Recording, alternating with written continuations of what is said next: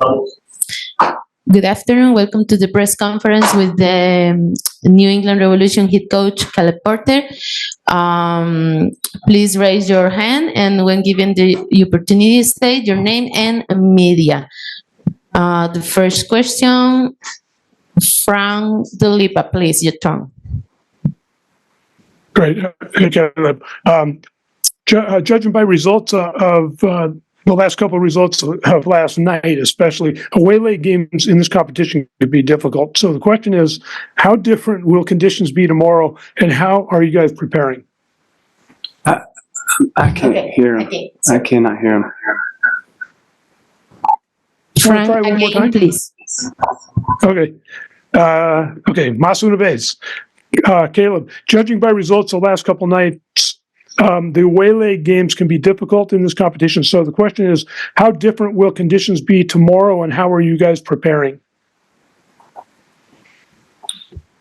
Yeah, it's always difficult to come on the road and to play in the rival's home stadium.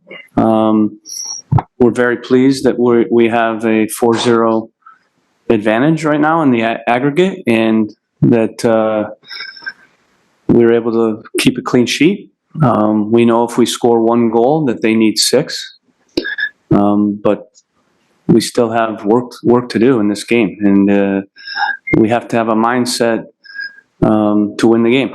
And we know there's advantage in the match, but we can't approach this game in a reactive way, trying to protect the advantage that we have. We have to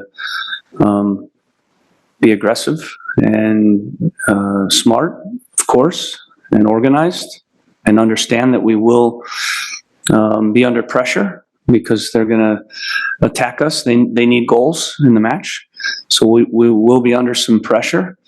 But I do think there'll be opportunities because of that in transition. And again, if we score a goal, then our advantage gets greater because of the away, the 4-0 advantage and the away goal tiebreaker. Rich Thompson, your turn. Thank you. Hi, Caleb. Rich Thompson, Boston Herald. Have any of the veterans talked to you about their experience in 2022, where they were up 3-0 against Pumas and went down to Mexico City and lost? And just, I guess to follow up on that question, does that say that this is not a slam dunk by any means? I'm aware of it. I wasn't here, so I wasn't a part of that. Some of the players were.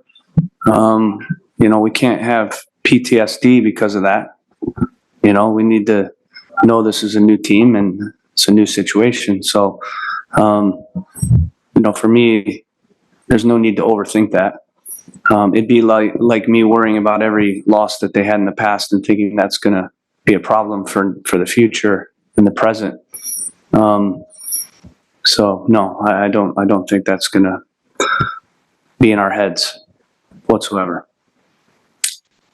Samuel Minton, is your turn. Hello, Caleb. I just kind of want to ask you, now that there's a few games under his belt, just overall, what have you thought of Henrik Ravis's performance? And also, too, he did earn a national team comment, so your thoughts on that? I think we're focused right now on winning this game tomorrow as a team. That means to win games, everybody has to perform well. So I don't think we've had a game where everybody's performed across the board as well as they can. I think as I've stated, we've been right there in every game. Obviously, we've played 6 and we've won 3. And then 3 games we lost, we were right there in all 3 of those games. And then for whatever reason, it fell apart, and we didn't get the result. That's been talked about. That's been addressed. For me, I think it's about getting consistent performances. And to do that, you need individuals to perform at their best. And so I think, yes, that's a big point of emphasis. Can we get across the board 11 guys performing to the level they need to, which means collectively on both sides of the ball we'll have the performance that we need to get a result every game. We can't do anything about the league right now. We need to focus on finishing the job here in this CONCACAF Champions Cup to advance to the quarterfinals. So that's our mindset right now. Not worried about anything else. The next question, Sid Macumber, your turn, please. We talked about how you guys had a little bit of a discussion after the Atlanta game. You guys and your coaching staff are obviously big voices, but you have a lot of leaders as well. Can you talk about having those leaders and maybe a little bit about the Leadership Council and how they help you through these times? Yeah, I mean, the coach has to set the vision. Clearly, I have a big say in decisions, lineup, tactics, all those things. But the players inside the lines need to take ownership. And no matter how bad I want to win or maybe how good I think my tactics and game plan are, none of that matters unless the players perform and execute and unless they take ownership. So we have some good leaders in the team. Obviously, Carles is our captain, but Matt Polster's a very good leader. Dave Romney's a very good leader. We have a good group of leaders on this team that can bring ideas, that can bring accountability, that can drive the standard. Henry Kessler's another one. So having him back in helps a lot. Jonah Mensah, who hasn't always played every game, but is a very good leader. Andrew Farrell.